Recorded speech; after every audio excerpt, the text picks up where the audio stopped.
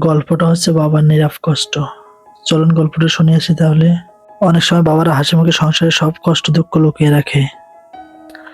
ছেলে মেয়েদের সামনে কখনোই বলেন না পকেটে টাকা নেই, ঘরের চাউল শেষ হয়ে গেছে। তবুও বাবারা সকাল থেকে রাত পর্যন্ত পরিশ্রম করে একটু হাসি দেখার জন্য।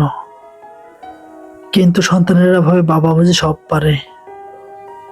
একদিন হঠাৎ যখন যে মানুষটা ক্লান্ত হয়ে যায়, অসুস্থ হয়ে পড়ে, তখনই বোঝা যায় আসলে সব থেকে বড় কষ্টটা বাবারই ছিল। কিন্তু তিনি কাউকে বোঝাতে পারেনি। আজও অনেক বাবা এভাবেই কান্দে, শুধু পরিবারের সুখের জন্য। তার নিজের স্বপ্নগুলো মাটি চাপা দিয়ে।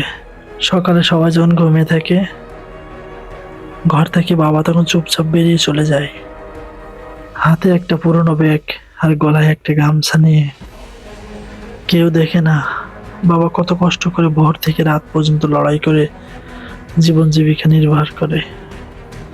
একজন বাবা তার নিজের জন্য নতুন জামা কাপড় কিনেন না, কিন্তু ছেলে মেয়েদের জন্য ঈদের জামা যেন নতুন হয় সেটা নিয়ে সব সময় চিন্তা করেন।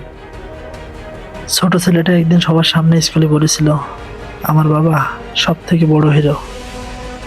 সেই কথাগুলো শুনে বাবা মুচকি মুচকি হেসেছিলেন, কিন্তু ভিতরে ভিতরে ভাবছিলেন, সত্যি আমি কি তাদের জন্য সবকিছু করতে পারছি?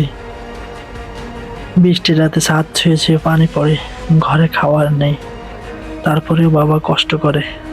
প্রচন্ড বৃষ্টিতে বাইরে গিয়ে কাজ করেন।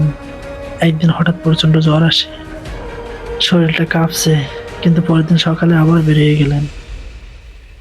বাবা যদি না যান তাহলে সংসার চলবে কিভাবে? বয়স বাড়ার সাথে সাথে একটা সময় সন্তানেরাও ব্যস্ত হয়ে পড়ে। তখন হয়তো আর কেউ খেয়াল করেন না। বাবা বসে থাকে রাত জেগে, ছেলেটার অপেক্ষায়, ছেলে কখন বাসায় ফিরবে। একদিন সেই বাবা আর হঠাৎ করে কাজ থেকে ফিরেন না।